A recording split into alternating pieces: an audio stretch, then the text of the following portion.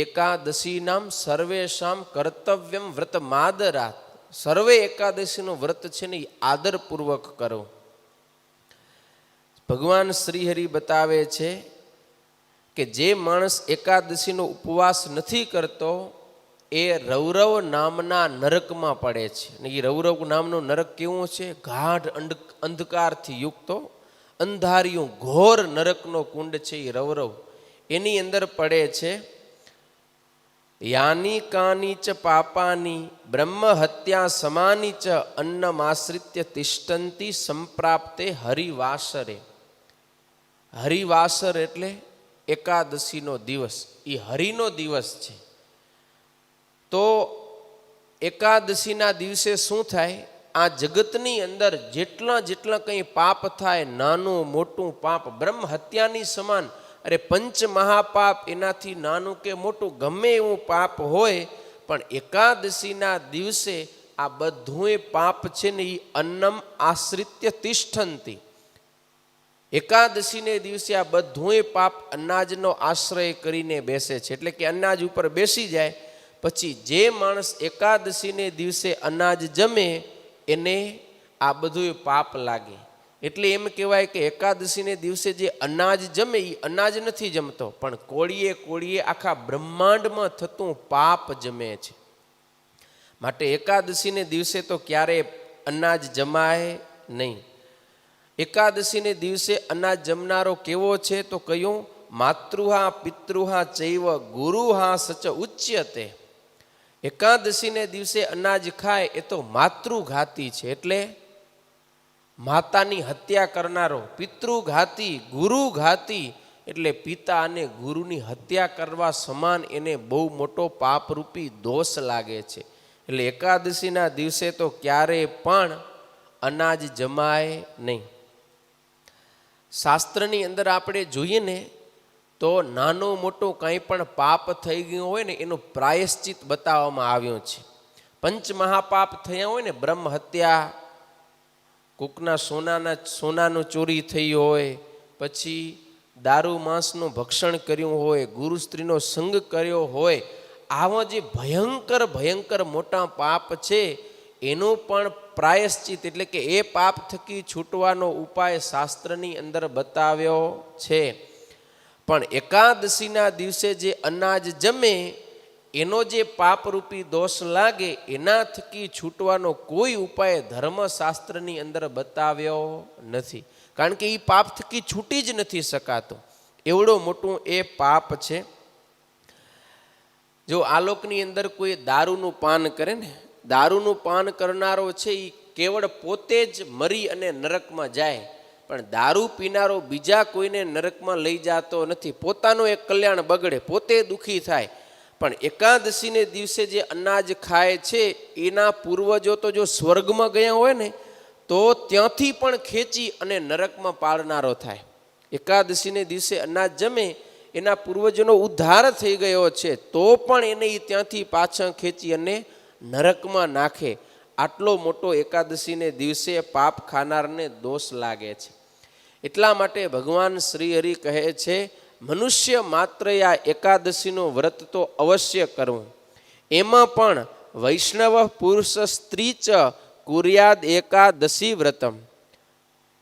જે વૈષ્ણવ હોય એણે તો સ્ત્રી હોય કે પુરુષ ગમે હોય પણ એકાદશીનું વ્રત તો અવશ્યપણે એણે કરવું ને કરવું જોઈએ. તો જ આપણે વૈષ્ણવ કહેવાઈએ, નહીતર વૈષ્ણવ કહેવાઈએ નહીં. જો વૈષ્ણવ સંતો આપણો ગુજરાતી ભાષા પ્રમાણે અર્થ કરે. વૈષ્ણવ એટલે શું થાય? 20 + 9, 20 + 9 કેટલા થાય? 29.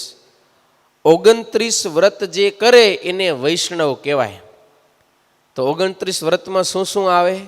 તો 24 એકાદશી. 12 મહિનાની કેટલી એકાદશી થાય? 24.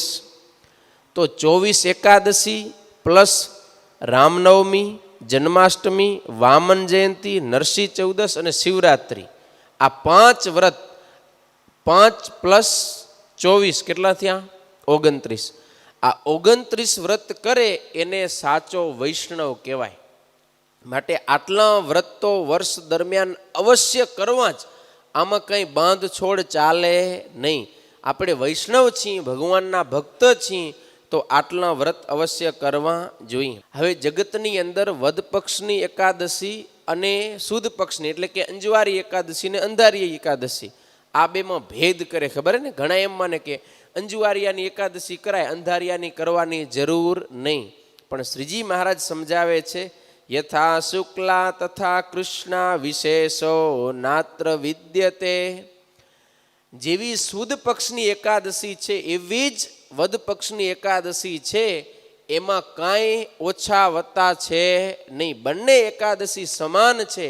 માટે સુદ પક્ષની એકાદશી હોય કે વદ પક્ષની એકાદશી હોય, આ બંને એકાદશી અવશ્યપણે કરવી. એમાં 8 વર્ષથી ઉપરનો અને 80 વર્ષ સુધીનો થાય ત્યાં સુધી બધાય મનુષ્ય, ચાહે બ્રહ્મચારી હોય, ગ્રહસ્થ હોય, વાનપ્રસ્થ હોય કે સંન્યાસી હોય, સધવા હોય કે વિધવા નારી હોય, બધાને આ બંને પક્ષની એકાદશીનું વ્રત તો અવશ્ય કરવું ને કરવું. આમાં કાંઈ પણ બાંધછોડ ચાલે નહીં. પણ 8 વર્ષથી નીચેનો હોય અને 80 વર્ષ થઈ ગયા હોય, એ કદાચ પોતાની અશક્તિને કારણે એકાદશીનું વ્રત ન કરે તો એને કાંઈ દોષ લાગતો નથી. એને શાસ્ત્રકારોએ છૂટ આપી છે.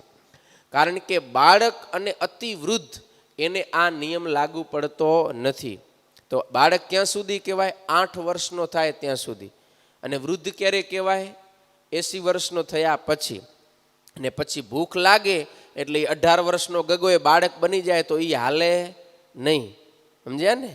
અને હજી 80 વર્ષ ન થયો ને 60 વર્ષ થયો હોય તો અમે તો ગેઢા, અમને તો આજે ખાવા ખપે એમ પછી ઘેઢો 60 વર્ષે થઈ જાય તો એ હાલે નહીં. એની પણ અવસ્થાનું બતાવી દીધું પ્રમાણ કે 8 વર્ષ સુધી બાળક કહેવાય. 8 વર્ષ થઈ જાય પછી એ બાળકમાં આવતો નથી. અને ઘેઢો ક્યારે થાય? 80 વર્ષ થાય ત્યાં સુધી. ત્યાં સુધી એને વ્રત કરવું જ. તો આવી રીતે બધાણે એકાદશીનું વ્રત અવશ્ય કરવું. જો એકાદશીના દિવસે અનાજ જમવામાં આવે તો કરેલો તમામ સુકૃત નાશ પામી જાય. જેટલું કાંઈ સત્કર્મ કર્યું હોય, પુણ્યકર્મ કર્યું હોય, એકાદશીને દિવસે જો અનાજ ખાય તો એ બધોય નાશ પામી જાય. માટે ક્યારેય પણ એકાદશીને દિવસે અનાજ જમવું જોઈએ નહીં. સંપ્રાપ્ય વાસરમ વિષ્ણુ યો નર સંયતેન્દ્રિય ઉપવાસ પરો ભૂત્વા પૂજયેન મધુસૂદનમ તત્કથા શ્રુતિ કીર્તિભ્યામ રાત્રૌ કુર્યાચ જાગરમ સશોધયતિ પાપાની સરદંબમલમ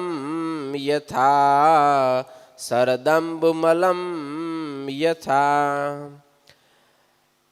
ભગવાન શ્રી હરિ કહે છે કે હે ભક્તજનો, એકાદશીનો દિવસ આવે ત્યારે જે મનુષ્ય પોતાની બધી ઇન્દ્રિયોને સંયમમાં રાખીને એટલે નિયમમાં રાખીને એકાદશીનો ઉપવાસ કરે અને ઉપવાસની સાથોસાથ ભગવાનનું પૂજન કરે અને જ્યારે રાત્રિ થાય ત્યારે ભગવાનની કથા કીર્તન દ્વારા જો જાગરણ કરવામાં આવે તો એ મનુષ્ય પોતાના બધાએ પાપને ધોઈ નાખે છે. એનું લેશ પણ પાપ બચતું નથી.